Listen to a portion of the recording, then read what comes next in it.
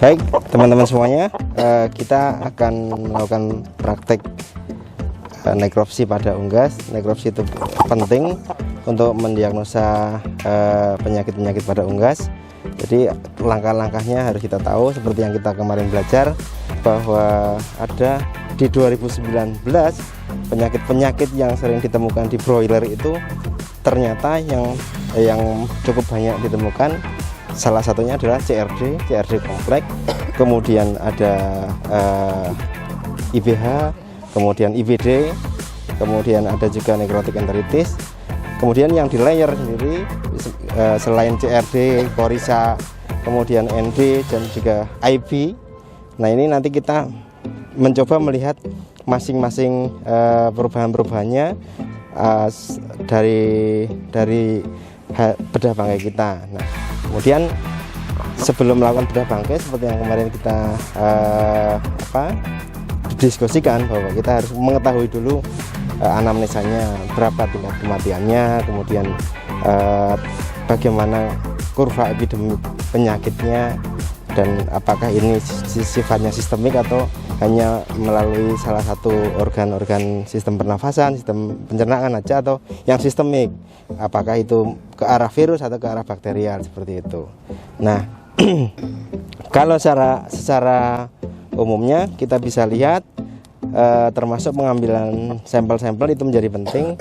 Contoh ketika kita mendapatkan ayam layer, semuanya kita mengambil sampel darahnya, kemudian kita ambil serumnya, kita bisa cek pos vaksinasinya. Karena contoh, kalau ayam ini layer divaksinasi dengan ND, ternyata masih juga terjadi dicek titernya dia protektif terhadap ND, tetapi ketika ada kasus di bagian saraf juga, kemungkinan dia selain ND dia jadi avian encephalitis dan yang lainnya. Itu fungsinya salah satu titer, pengujian titer antibodi pos vaksinasi.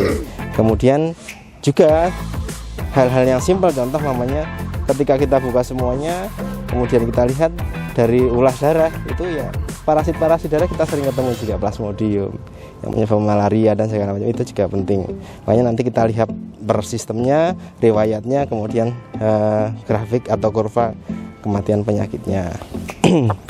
Nah, untuk pengambilan darah sebenarnya untuk nekropsi, untuk bangkai jelas kita nggak usah melakukan emboli, tetapi kalau memang dia belum mati kondisinya, kita bisa lakukan sambil mengambil darah, kemudian kita masukin biasanya ketamin silasin. Bisa seperti itu, kita masukin ketamin silasin. Bisa dulu dengan cukup mengambil memasukkan udara, tetapi responnya lama, menyiksanya lama. Tapi kalau dengan ketamin silasin itu cepat, biasanya nggak sampai begitu obat masuk ke pembuluh darah, nggak sampai berapa detik kemudian dia mati. Nah gitu. Nah ini karena kan kita dibeleh aja kayaknya, kita nggak punya ketamin silasinya ya. Ambil darah dulu boleh.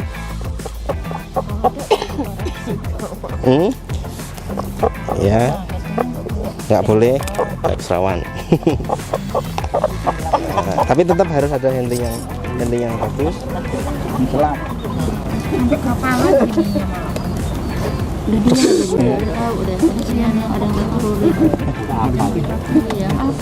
Nah, proses ke serum, kita proses ke ulas darah boleh. Mau ke sini boleh, biasalah kita mau ke tabung boleh, atau mungkin ambil ulas darah juga bisa. Itu bisa juga yang hidup, nanti kita celupkan. Kalau yang hidup kemarin kita coba, asalkan ada yang megangnya handle-nya itu bisa. Ya. Soalnya kemarin swab kloaka sini nggak ketangkep. Ya, memang hasil kajian kita kemarin itu, bahkan swab kloaka itu hasil AI-nya paling rendah dibandingkan dengan swab karkas ataupun swab lingkungan. Jadi memang kecuali siding itu kecil banget kemungkinannya. Nah, ya. Awas basah. Swab terakhir aja. Ya kalau memang ininya siap, ada kita swab terakhir lebih bagus sih. Ininya awas kena baju. Ada nggak? Ya. Oke. Nah, nanti sebenarnya kita akan lihat apakah terjadi apa di bagian eksteriornya, di pialnya, warnanya dan segala macamnya, karena beberapa akan nampak di sini. Kemudian kalau memang kemarin kita ternyata ada kelumpuhan, ya bisa jadi kalau di ayam tadi Marex, temuin kalau di bebek atau di mentok itu biasanya kemarin Clostridium, ya, botulinum atau yang lainnya. Hanya kita bisa lihat. Ya. Nah, kita buka namanya beberapa penyebabnya. Tergantung dia banyak kasus apa sedikit kan. Bisa jadi defisiensi mineral dan segala macam. Nah, sebenarnya bisa kita lihat dulu, karena kalau di ayam-ayam muda biasanya juga kita bisa lihat timusnya di sini. Dia penghasil sel-sel daya tahan tubuh juga. Nanti sel T namanya. Kalau berusaha sel B. Nah, kemudian kita bisa lihat sebenarnya di otot-otot sini. Kalau terlihat perdarahan di otot sebelah sini, atau mungkin di otot paha, itu juga bisa salah satunya ke Marek. Seperti itu. Nah, mungkin seperti ini bisa jadi dia ke Marek. Cuma kasusnya tidak akan satu persatu gitu kan. Dia bukan penyakit individual, ya ada penyakit yang mungkin menyerang populasi. Nah, itu. Nah, karena kalau dia individual mungkin yang sifatnya seperti parasiter. Apa Mbak Yati di sini? Leukositozoon bisa seperti itu. Kemudian sebenarnya ini sudah kelihatan di plexusnya, ini sudah kelihatan dia membengkak apa tidak. Ini kan. Di sini kelihatan dia membengkak apa tidak. Ya, tidak. Di sini. Nah, oke. Kalau kita buka sini, oke, terus nanti kita buka sebelah dalam, kemudian bisa kita amati yang lainnya, air sakulitis ya, air saknya atau kantung udaranya. Kemudian kita buka di sini. Nah, untuk normalnya di sini belakang akan ada apa? Akan ada bursa Fabriciusnya, tapi kalau sudah dewasa dia akan menghilang. Nah, mungkin nanti bisa dilihat di sebelah bawah sini akan terlihat bursa Fabricius untuk mengarah ke IBD. Nah, kita buka semuanya. Kita lihat air saknya dia bagus, jernih, bening.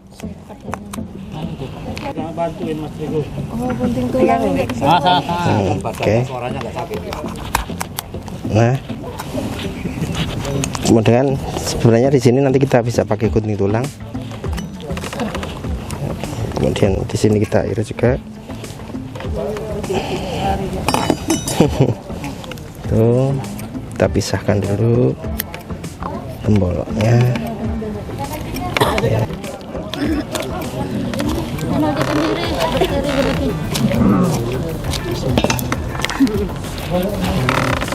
Oke, kita ini pakai gunting tulang terusnya. Udah. Ini semua organ nanti bisa kelihatan. Sudah kelihatan. Untuk kita lihat sementara pengambilan sampel untuk bakterial atau untuk kultur dan segala macam kita utamakan karena belum biar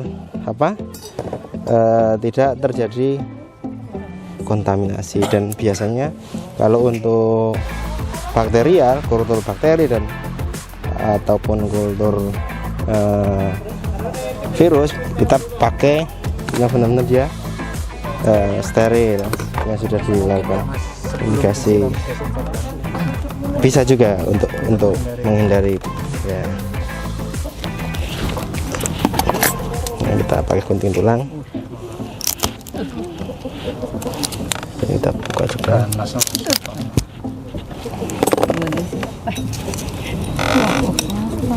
Nah.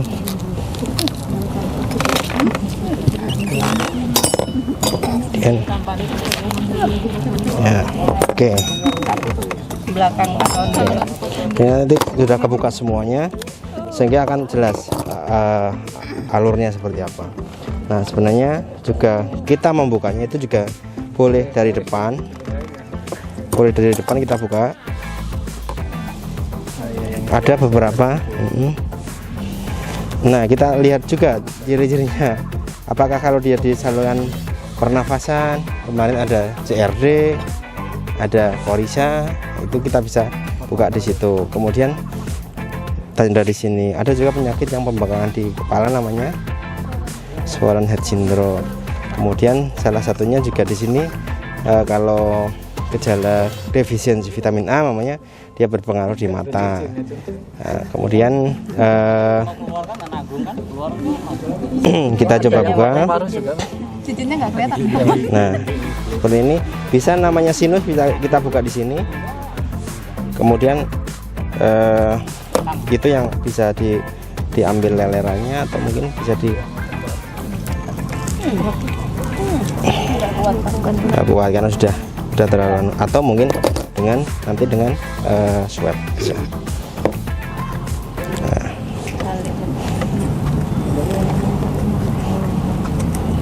Ini umurnya sudah seumuran Mas Sigit.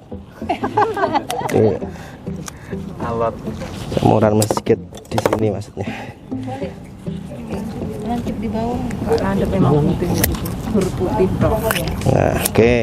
Ini kita buka seperti apa. Jadi ada beberapa yang kemarin memang bisa kelihatan di sini, tapi tidak terlalu spesifik. Maaf.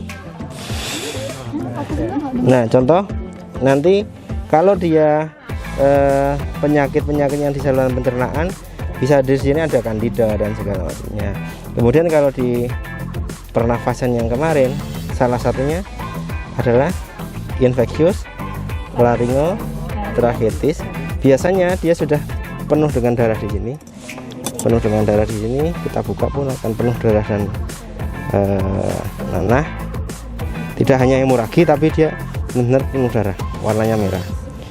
Nah, kemudian kalau seperti itu, maka bisa kita kultur ke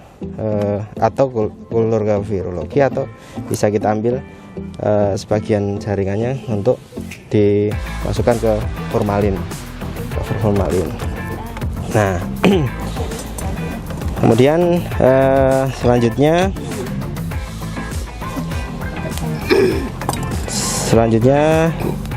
kita ke bawah lagi. Nah ini juga akan selalu gandeng dalam pencernaan dan pernafasan. Nah di pemotongan halal itu harus ada 3 saluran yang kepotong bareng-bareng, masuk ini, dan satunya adalah udara ya, juleha tuh. Nah ini saluran pencernaannya kita pisahkan. Di sini juga kita bisa buka di temboloknya, apakah memang dia ada normal pencernaannya apa tidak, atau apa yang dia makan apa tidak, segala macam. Memang seumpama terjadi perdarahan di seluruh tubuh dan kita diagnosa sementara kita adalah ND, maka teman-teman bisa mengambil percabangan ini, bifurcatio trachea, untuk di PCR kan ke AI ini, bifurcatio trachea ini, kemudian nanti ditambah dengan paru-paru. Ini kita ambil boleh, atau kita pisahkan dulu semuanya. Ini bifurcatio-nya tadi kita bisa ambil, kemudian kita percabangannya kita masukkan ke tabung untuk PCR kita. Nah terus selanjutnya kita buka semuanya, apa yang ini. Nah kita bisa melihat hati, maaf. Nah, hati ini kita lihat apakah kerapuhannya seperti apa. Warnanya normalnya adalah seperti ini, normal coklat.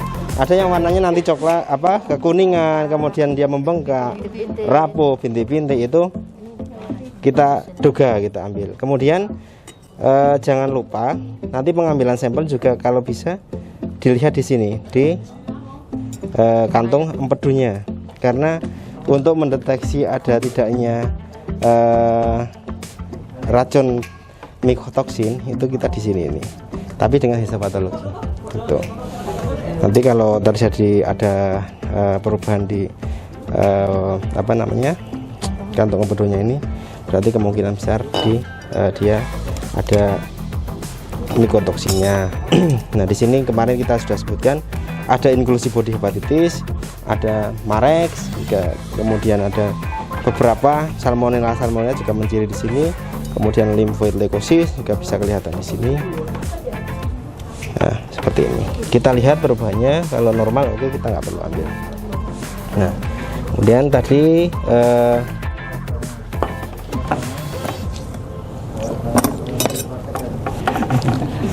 paru-paru juga seperti itu. Untuk penyakit-penyakit yang sistemik, dia semuanya akan kena, seperti AIDS umpamanya. Dia akan menjalankan seluruh jaringan atau organ. Ini paru-parunya, maka kita sambil. Nah, tapi ini masih normal, oke. Ya. Dan di sini juga kalau bisa TBC juga bisa kelihatan di sini. Ya, nodul-nodul keputihan sama. Ini bagus. Itu. Ada ini sama sekali. Nah. Plastiknya tadi. Bukan Ya, paru-parunya seperti ini. Ya, baik teman. Kemudian kita lihat nah, kemungkinan seperti ini juga dia, kalau warnanya berbeda ini bisa kita lakukan histopatologi atau kultur. Nanti kalau diambil untuk histopatologi, berarti mamanya kita akan mengambil dua jaringan yang berbeda. Kalau di sini masih normal, di sini tidak normal, maka kita ambil dua-duanya. Nanti di histopatologi akan dipotong di dua jaringan yang berbeda, yang normal dan yang tidak normal. Nah, untuk bakteri tadi yang harusnya pertama kali dilakukan yang secara aseptik, ini harus dilakukan pertama kali. Oke, itu di paru-paru. Kemudian kita lihat semuanya apa-apa yang terjadi perubahannya. Nah, ini sudah ke saluran pencernaan. Kita akan lihat. Nah, kebetulan ini jantan, jadi teman-teman tidak bisa melihat saluran reproduksi untuk telur. Nanti terakhir itu, kemudian kalau ini testis dua-duanya kiri kanan, kemudian di sini ada ginjal di bawah, kita lihat dia membengkak apa tidak. Kemudian kalau terjadi seperti Marex, maka biasanya di sini akan membesar. Ini kemudian kalau memastikan dia benar-benar Marex apa tidak, kita bisa buka. Kita buka di sini. Di sini juga bisa. Maka kita buka di sini tengahnya, di dalamnya seperti apa.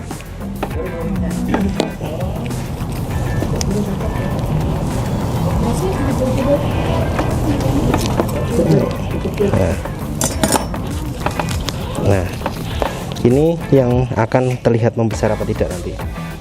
Teman-teman bisa ambil, kalau pada kasus Marex ini akan sangat membesar. Urutannya ke sini juga kelihatan. Nih ya. Caranya ngambil seperti apa? Ya, ambil di bagian ujung semampu kita. Kemudian nanti kita ini. Ya, itu. Kemudian bisa kita ambil, kita angkat. Kemudian kalau ada kertas, kita taruh di kertas nanti. Jaringan ini saraf ini kita taruh di atas kertas. Karena yang mendiagnosa ini Marex apa bukan hanya di patologi, maka ditaruh di atas kertas. Taruh kertas, nanti langsung difiksasi ke formalin, wafer formalin. Ini. Kalau membandingkan kiri dan kanan besar apa kecil bisa juga boleh. Nah, terus Boleh dua-duanya boleh, kiri dan kanan. Kalau ukuran yang sama berarti dia jauh dari Malek. Sama-sama kecil, tapi kalau sama-sama besar bisa jadi. Nah, kemudian ini di sini bursanya, bursa Fabriciusnya sudah hilang, sudah mereduksi. Kemudian kalau dia mengarah ke IB inclusive body infectious bronchitis, itu juga bisa dilihat dari ginjalnya. Salah satunya juga untuk ginjal ini kalau dia membengkak bisa menjadi ke arah lymphoid leukosis. Itu nanti yang membedakan di sini lymphoid leukosis. Nah, ini ginjalnya bisa kita buka satu persatu. Sama kalau mau dikultur berarti bakteri, kita harus utamakan dulu dengan yang steril. Kemudian, nah ini bisa kita buka kiri dan kanan, apakah dia membengkak atau tidak.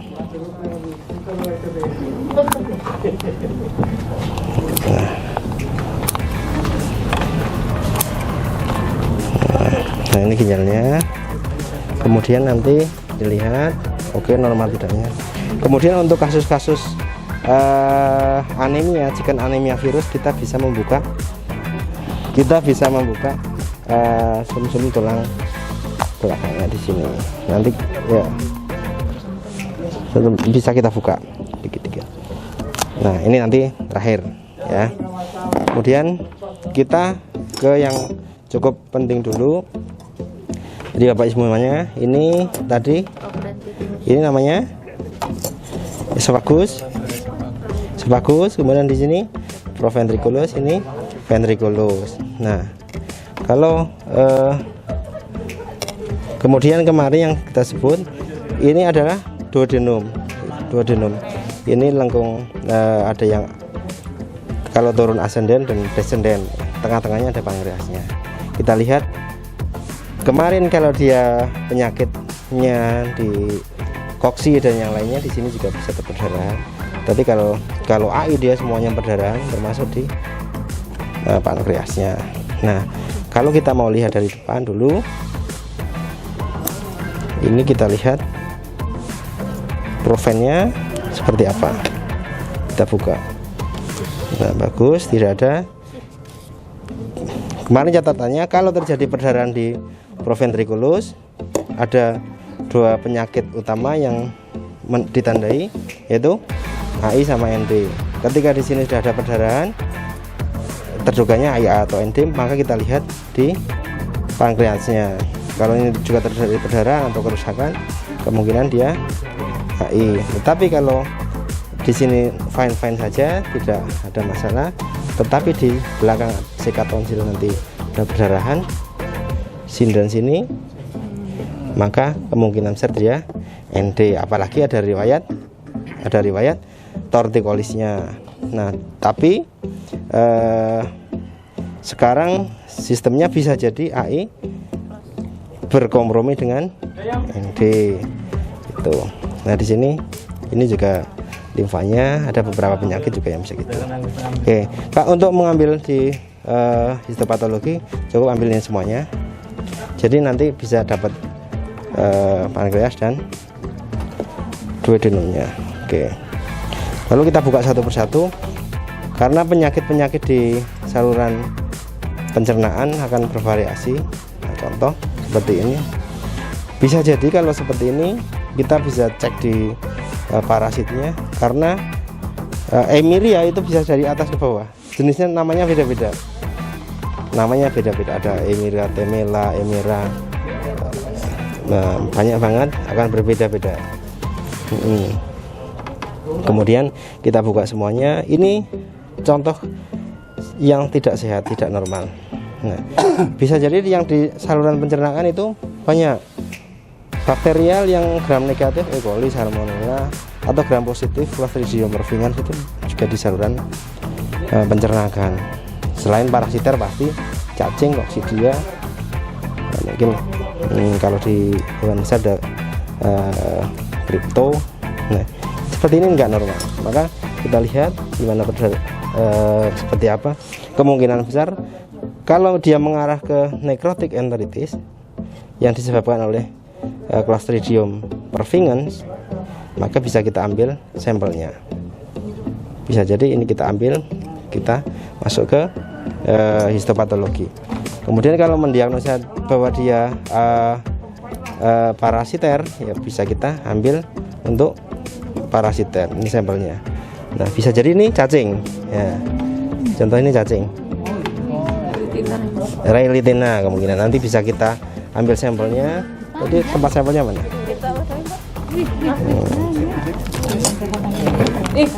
Ya. Oke, ini juga masih ada ini. Ini juga cacing ini. Dan kelihatan memang kalau permukaannya terlihat memerah dan segala, kemudian membesar seperti ini, berarti isi di dalamnya kemungkinan besar cacing. Gini kalau di ayam-ayam kampung, nah ini luar biasa. Cacingnya luar biasa. Nah, nanti tinggal identifikasi cacing. Kalau kita ngirim identifikasi berarti cacingnya yang diambil. Kalau untuk mendeteksi telur cacingnya bisa dengan fesesnya.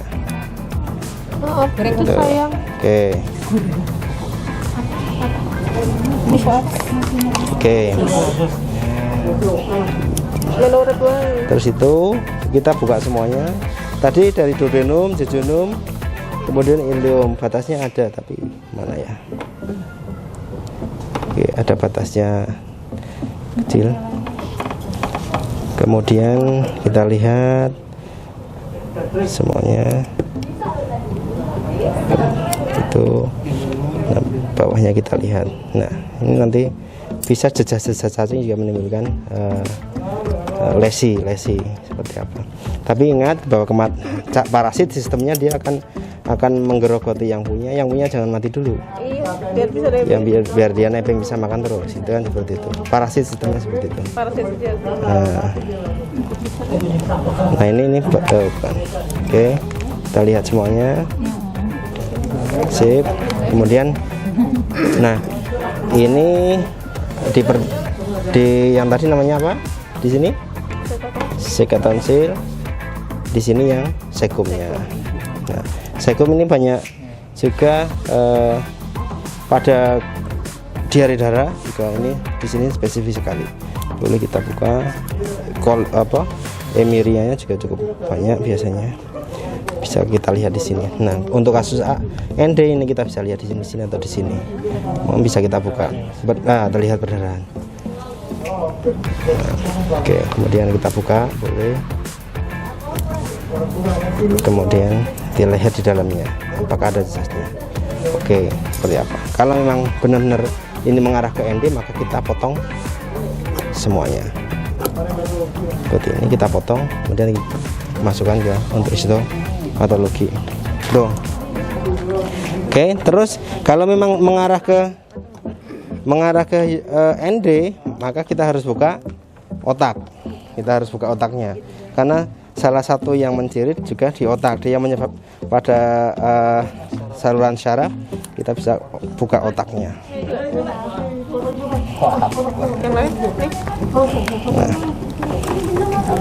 Oke. Tapi ini keras banget. Kemudian kalau mengarah ke penyakit lain seperti defisiensi vitamin A, ya bisa kita ambil bola matanya. Masuk ke defisiensi vitamin. Patologi. Nah, kita buka otaknya. Ya, kemudian kita lihat dia apakah perdarahan apa tidak, normal aja, pembengkapan tidak, karena mungkin penyakit yang infeksinya kronis, contoh TBC juga bisa sampai ke otak. Nah, ini kan seperti ini otaknya. Nanti tinggal kita ambil, kemudian kita masukin ke. Nah, ini otak. Ada otak besar, otak kecil. Nah, biasanya beda-beda. Ada yang nanti diambil aja, kemudian nanti prosesnya di histopatologi. Histopatologi untuk memproses cerebellum atau cerebellumnya atau batang otaknya. Tapi kalau menciri memang ada nodul-nodul yang mencurigakan ke penyakit bakterial juga bisa, boleh dikultur ke bakterial gitu.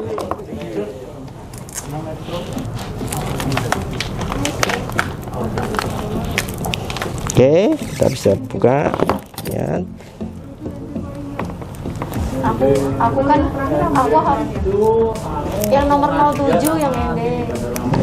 07 yang ND. Kan ada pembungkus otaknya atau meninges ya.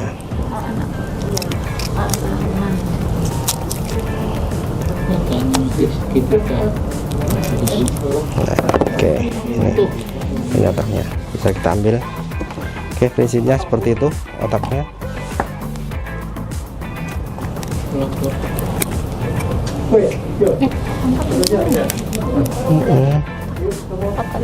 Oke, terus boleh kita ambilkan otaknya ya. Sip, masuk otak ya. Seperti itu teman-teman semuanya prakteknya untuk nekropsinya. Jadi kita semuanya harus ketahuan mana dan mananya, jangan gitu. Oke, selesai dan tinggal apa namanya, kita buat berita acara atau membuat kesimpulan sebenarnya penyakit yang ada itu apa. Itu singkatnya seperti itu dan komplitnya juga seperti itu. Oke, sekian dari saya. Kita lanjutkan ke praktek nekropsi di kelompok masing-masing. Silahkan. Terima kasih.